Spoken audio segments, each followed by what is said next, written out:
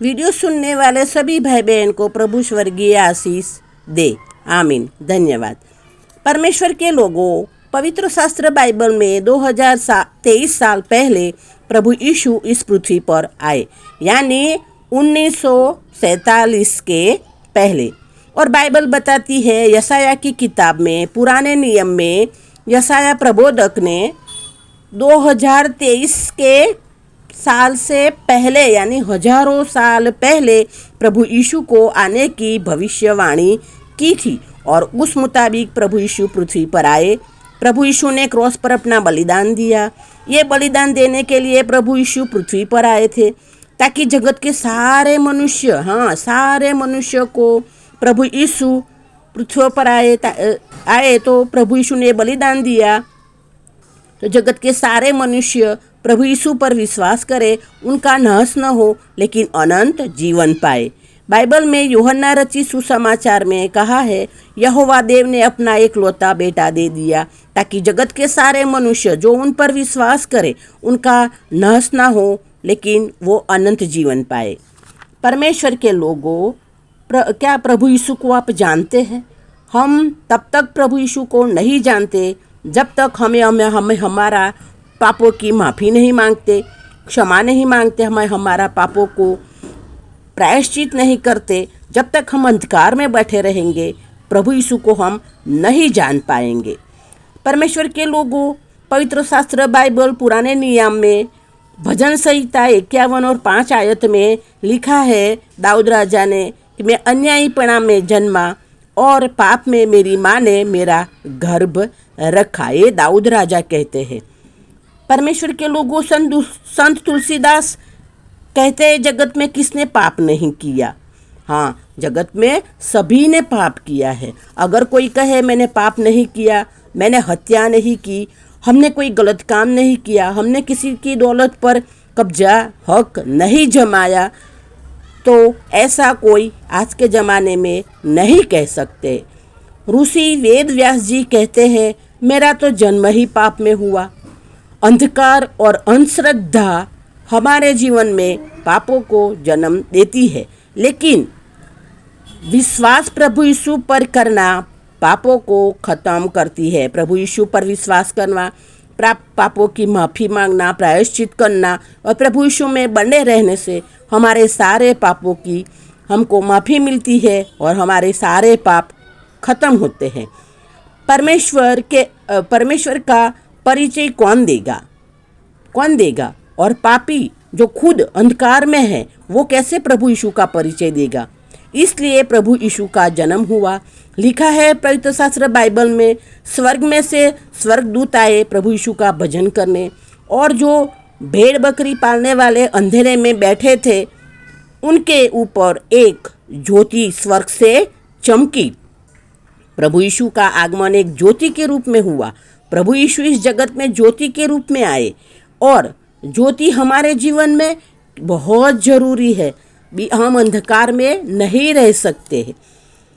परमेश्वर के लोगों, प्रभु यीशु को पुराने नियम में मलखीसदेक के नाम से भी उनका संबोधन किया है। प्रभु यीशु को पुराने नियम में मलखीसदेक नाम दिया है, लेकिन उसके लिए हमें प्रभु यीशु को जानना होगा। प्रभु यीशु को जानने के लिए हमें पवित्र शास्त्र बाइबल का नया नियम हमेशा पढ़ना होगा और हमारे जीवन में प्रभु यीशु को पहला स्थान देना होगा। प्रभु यीशु पापियों के लिए आए, प्रभु यीशु गरीबों के लिए, कमज़ोरों के लिए आए, अज्ञानियों के लिए आए। प्रभु यीशु ने निर्बल लोगों को चुना, जगत के मूर्खों को चुना और प्रभु यीशु ने बहुत चमत्कार किए। जो अंधकार में है वो प्रभु का परिचय नहीं दे सकते। प्रभु यीशु इस संसार में जगत की सभी मनुष्य के लिए, सभी मनुष्य, जगत के सारे मनुष्य के लिए ज्योति के रूप में आए और सभी मनुष्य के जीवन में ज्योति कितनी जरूरी है, उजाला कितना जरूरी है, ये हम सब जानते हैं। वो उजाला हमें प्रभु यीशु में बने रहने से मिलेगा। यहूदी लोग बड़े उच्च कोटि के लोग हैं। यहूदी लोग बड़े हैं, उच्च कोटि के लोग हैं। प्रभु यीशु भी यहूदी है और प्रभु यीशु यहूदी होते हुए भी, उच्च कोटि के होते हुए भी सबको छुआ, सभी मनुष्य को छुआ और चंगाई दी, सभी मनुष्य को छुआ और आशीष दी, और सभी मनुष्य को छूकर मुर्दे में से जिंदा भी किया। कहने का मतलब प्रभु यीशु सभी जाति के मनुष्य के लिए अपना बलिदान दिया। प्रभु यीशु ने सब जाति के, जगत के सारे जाति के मनुष्य के लिए अपना क्रॉस पर बलिदान दिया। इसलिए प्रभु यीशु को मानने से धर्म नहीं बदलता, प्रभु यीशु जीवन बदलता है। शादी ब्याह हम करते हैं, खेती किसानी हम करते हैं, सरकार को हम टैक्स देते हैं, हम सब भाई बहन मिलकर सुलह सम से हम रहते हैं ना। हम लड़ाई झगड़ा नहीं करते, हम मारपीट नहीं करते, हम किसी की हत्या नहीं करते। तो यही तो धर्म है। हाँ, ये सब करना तो हमारा धर्म है। गरीबों के प्रति दया भाव रखना, गरीबों को मदद करना। बाइबल में तो नीति वचन में लिखा है गरीबों को देना, यानी यहोवा देव को उधार देना। तो सोचो गरीबों को कितना महत्व प्रभु यीशु ने दिया है। तो जब हम गरीबों प्रति दया रखते हैं, ये भी हमारा धर्म है। और धर्म किसी हत्या नहीं करना नहीं सिखाता है। तो परमेश्वर के लोगों, किसी की हत्या नहीं करना, ये सब सारे काम करना, ये तो सब धर्म है। इसलिए प्रभु यीशु को मानने से धर्म नहीं बदलता, धर्म की पूर्ति होती है। प्रभु यीशु ने भी ये सब सिखाए ना। हत्या मत करो, चोरी मत करो, झूठ मत बोलो, व्यभिचार मत करो, ये सारे धर्म के काम। और सरकार को टैक्स दो, कहा है ना कि कैसर का कैसर को दो और कर वाले राज्य को कर दो। तो ये प्रभु यीशु ने सब सिखाया है। यही तो सब प्रभु ने यीशु ने सिखाया। यही सारे धर्म के काम तो प्रभु यीशु ने सिखाए हैं।